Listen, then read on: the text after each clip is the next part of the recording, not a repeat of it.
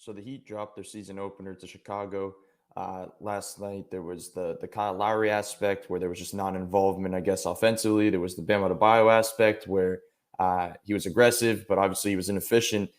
Tyler and Jimmy played well, but ultimately, I just really don't, looking over this game, don't really care about the offense as much, even though the 3-point shooting was there early. It tailed off, and the offense kind of just stalled from there. But the defense was the topic here to me. Everything that pointed towards it, you expect them coming in to have a little bit more, I guess, effort defensively and have a little bit more purpose on that end. So I just want to go through a bunch of possessions and just show what went wrong defensively, because there's a couple different reasons. And most of it does not even involve the 37 from DeMar DeRozan, because that stuff is just, you can't do much about that. Like there was a lot of the possessions where it was just great defense, and DeMar DeRozan just that great of a shot creator. So I'm going to go through a couple different things. To start this off, we're in the third quarter, 59-59. You're just going to see the switch that they made, Chicago made to begin the second half. And it was basically Miami's going back to the soft switching as we kind of expected. But what that means is that players as talented as DeMar DeRozan can basically pick their defender. Right here, you're going to have the Caruso screen so you can get the Tyler Hero switch. Now he can operate in space.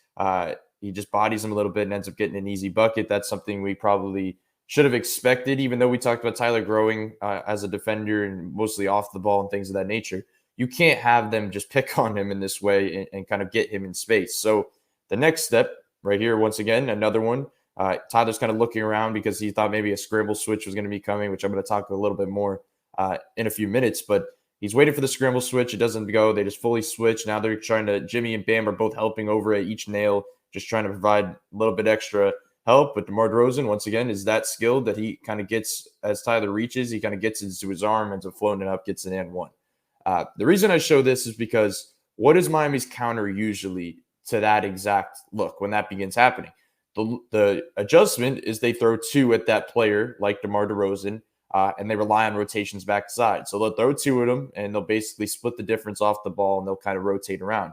But what we saw in this game was that, once again, right here, you're going to see DeMar get baseline. Kyle comes over for the help. This is something we're really used to. We saw it against Embiid. We see it against a lot of great players.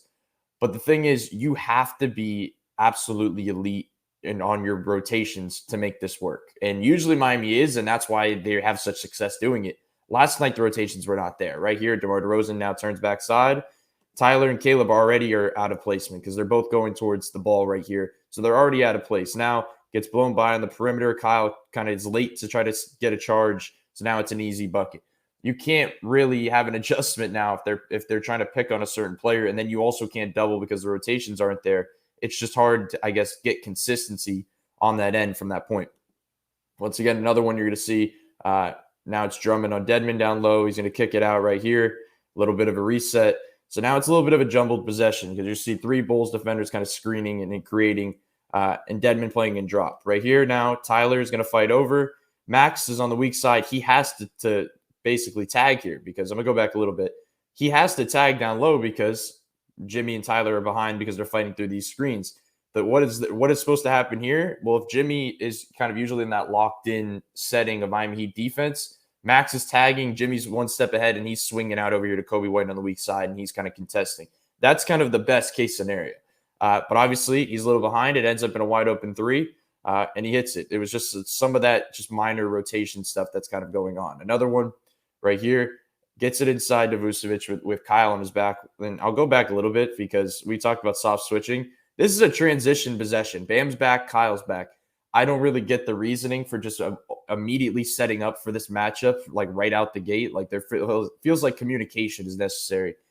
We'd probably expect a little bit more. And I guess even though it's the same team, I think they're still just trying to get used to certain things because there's some certain change-ups that they're doing on both ends.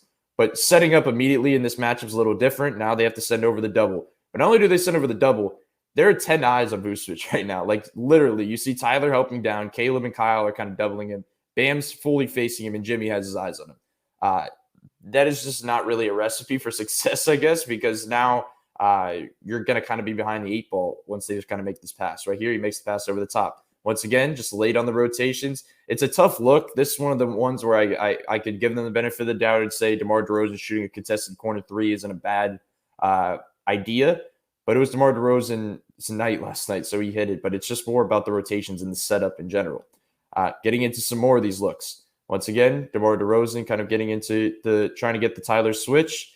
Once again, this is now the scramble switch. Now, okay, now we're at the 4-minute mark of the third quarter. We are no longer just going to give up this switch. We're going to fight over. We're going to scramble back. We're going to rely on guys like Bam on this weak side to kind of handle his own, which is a great idea.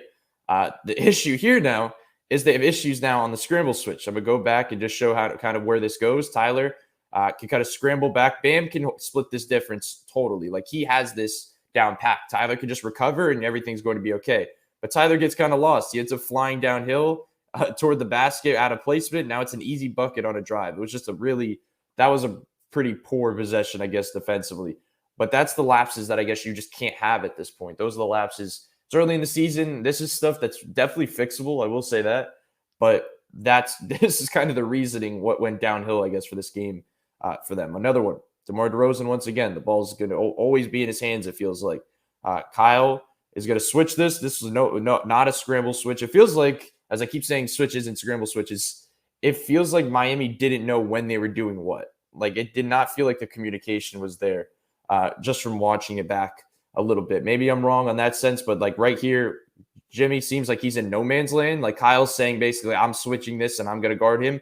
Jimmy's now in no man's land and Bam has to tag. Bam's tagging right here and he's guarding too. Jimmy's kind of not knowing if he's going to double or if he's going to sag back. Now he's kind of out of place. Jimmy doesn't go for the wing contest, ends up in a bucket. And that bucket right there kind of expanded the lead to I think 9 at that point. And that kind of really put things, it was kind of the dagger of this game because they started making a little bit of a comeback. But at that point, there was nothing really they could do. And the last thing is we're talking about defense. I know DeMar DeRozan having 37 can't go unmentioned. But the reason I'm not going fully into that, like I said at the beginning, is because these are the looks he's shooting. Like 7 minutes left, 5-point game. You get the Bam switch. You get your best defender, one of the better defenders in this league, on DeMar DeRozan. Like, you're going to take that matchup all day. Like, there's nothing you can really do about that from that point. But it's DeMar DeRozan. It's a tough shot, tough mid-range bucket. Once again, a little bit later, this was another of one of the true daggers from this game. DeMar DeRozan, tough 3-point look over Bam, and he hits it. Like, it's just one of those nights for DeMar. But that's not the stuff that's problematic to me. That's stuff that's you can't really control. The rotation stuff and the switches and when to scramble, when to not scramble, when to fully switch. That's the stuff that I feel like is fixable and kind of needs to be, is kind of the focus, will be the focus today. Because I know today's a film day for Miami. That's something that'll be the focus because the offensive stuff they can get around. The defensive stuff, they need to fully be locked in to be effective with 81 games left in the season.